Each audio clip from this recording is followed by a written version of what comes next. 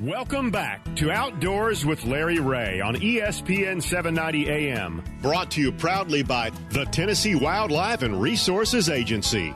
Hey, good Saturday morning. Welcome back to Outdoors with Larry Ray. And hey, man, I'm going to roll out. Ron Wong, just sit back and listen. We're going to talk dogs the next two segments and then close it out, hopefully, with our Little Red River report from over at Lindsey Resort. But anything that's been around 124 years, I'm not talking about Rick Carlisle. I'm talking about the Ames Plantation National Bird Dog Championship, which is coming up on Monday morning. But first, we got to call out all the brace winners and who's going to be alongside each other tonight at Bryan Hall out at Ames Plantation. And who better to talk with this than my good friend, Dr. Rick Carlisle. And, of course, he is the UT Center Director at Ames Plantation. He's also the Secretary-Treasurer for the National Bird Dog Foundation. Is that right or something? No, National Field Trial Champion Association. There it is. He's got more titles than anybody I know, and he's been out there since 1882, not 1982. It may feel like that, but everybody thinks, all right, Rick, let's talk about it. You got 29 dogs. You had 30. Let's go ahead and tell them. One of them is not going to make it, and that was one that was really a young dog. Tell us, of the 30, who's not coming? Who's not going to compete?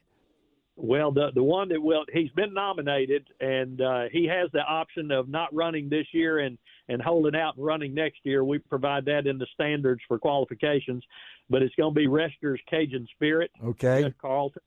And so that dog will wait and run next year. And so we do have 29 dogs. We got some former champions in there. I mean, as long as Gary Lester keeps coming, we're going to have former champions. It seems like it, you know. I mean, he's won 6, and Gary is going to come up on the next segment as we talk to Gary out of Kentucky up there. But Rick, this event is an amazing thing. Y'all got over 18,000 acres at Ames Plantation as part of the UT system, and you run the course. How long is the course now that they'll be running? Each course is right at 12 miles long. Wow, yeah. So they're going 3 hours, folks. If you're not familiar with this event, you must have been in the woodshed too long with somebody getting the belt after you or something. But this event is an amazing thing. I know I can still remember my first one back in 1988 when Henry Reynolds retired, and they asked me, did I want to ride the same horse Henry had ridden? Well, I saw the way Henry walked, and I said, no, I'm not going to ride Henry's horse, okay? And the only horse I'm riding is in front of Kroger for a quarter. But been able to do a lot of that. But, Rick, talk about the event itself, because it's history, right? I mean, It is history, and, you know, it's been held.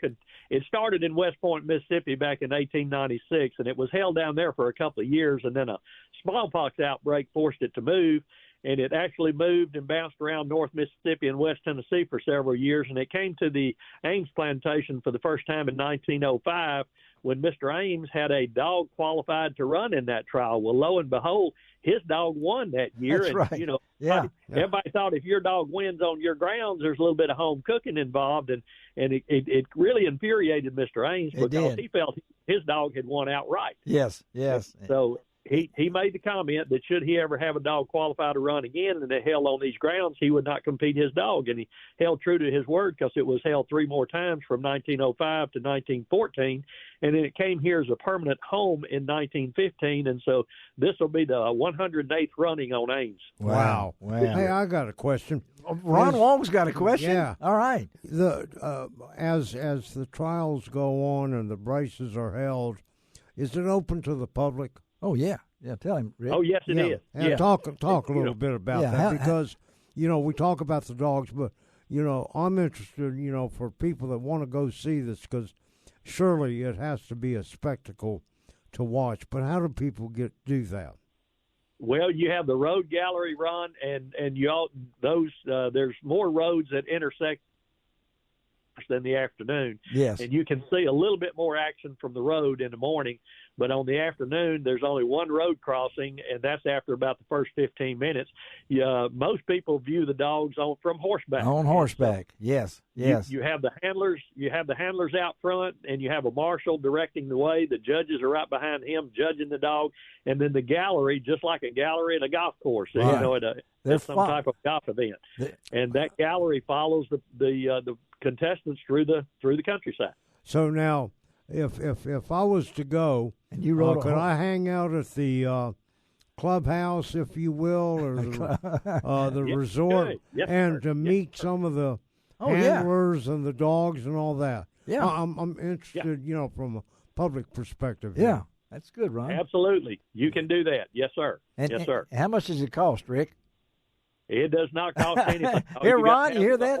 If you're going to ride a horse, your horse must have a negative Coggins test to be able to participate. So if you have a horse that you rent or anything, but there's also the experience of just being out there, Rick. I mean, at Bryan Hall, lunch. I mean, we're still serving food, right? I mean, we're still serving food at Bryan Hall. Starts at 11:15 and goes to about 12:45. Okay. Wow. Yeah. And some of the stew. I mean, we still having stew and stuff like that. We're going to have the Brunswick stew. Will be held on Thursday night. I think that's the 16th. Yeah. It'll be right after the running, probably 4:45, 5 o'clock starts then. Best stew you've ever had in your life. I mean, it's very good. It's very good. So it's an open event, and the way we do it tonight, Rick, being Saturday night, 7 o'clock at Bryan Hall, and it's they're going to draw for the braces. All right, there's two braces. I mean, there's a brace in the morning, the brace in the afternoon. Of course, 2 dogs in each one.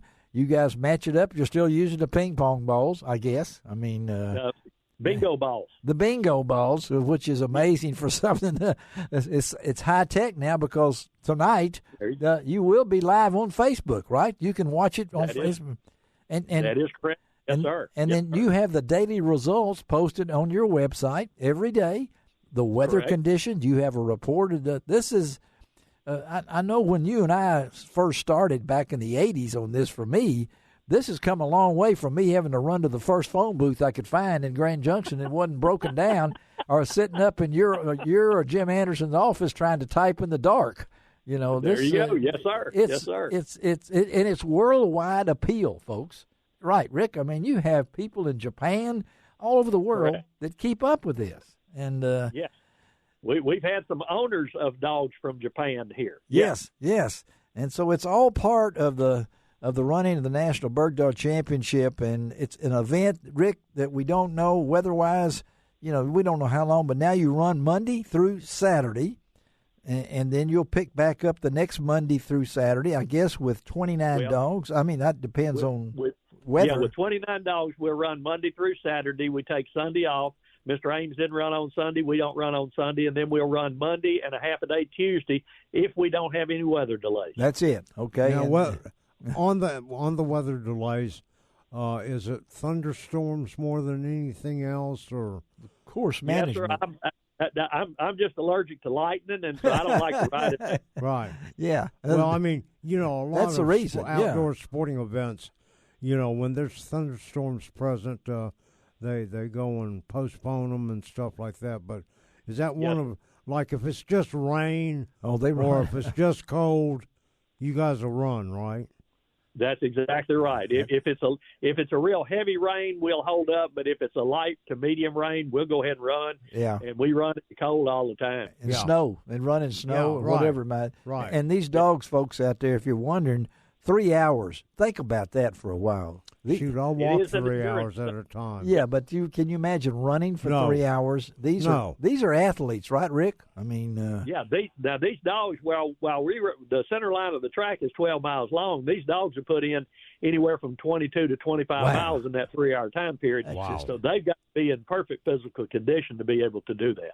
And one other thing before we let Rick go, that once we know when the champion's crowned, it's quite an event to be there in front of Ames Manor House and see everybody dressed up and looking sharp, and bring that winning dog out. That's just the tradition, right, Rick? I mean, it's open to the public.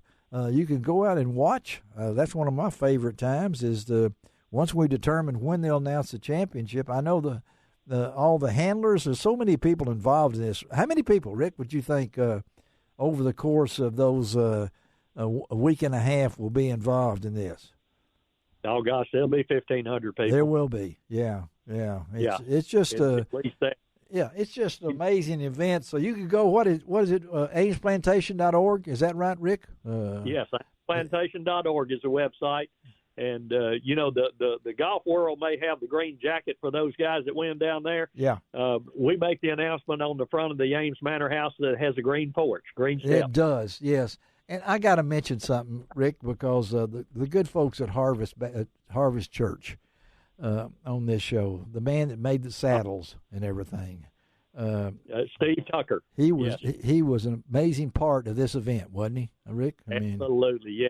He was the first sponsor to donate a gift in kind to the winner of the owner of the winning dog. Yes, and he donates a Tucker's Montreal Royal Canadian Trooper saddle. Wow, and he will be sorely missed. A great guy. I assume maybe you might do a moment of silence for him. I don't know. Yes, that's he was always there. I mean, that's where I first met him. As far as that, not even knowing he was part of the Harvest Church group, and everything. But we want to remember his family this year, folks. I wanted to bring that in there. I know Rick wouldn't mind me saying that for this amazing event. Well, Rick, do them tonight, buddy. The Poppers will be going tonight at the Bryan Hall at 7:00, and just head on out to Ames Plantation, about 60 miles east of Memphis. Don't look for Buford Ellington Boulevard, because that's what I wrote one time, and there is no boulevard out there. Okay, there is no boulevard in Ames Plantation. It's Ellington. Just Buford Ellington Road. That's it. Rick Carlisle, man, thank you, buddy. We'll talk to you probably hope to try to get you during the show too as we roll along. Okay, man. All right. Sounds good, Larry. Good to visit with you. All right. Thanks, Rick. Have a great day. We'll talk to you. All right. Let's take a break on Outdoors with Larry Ray. Be right back.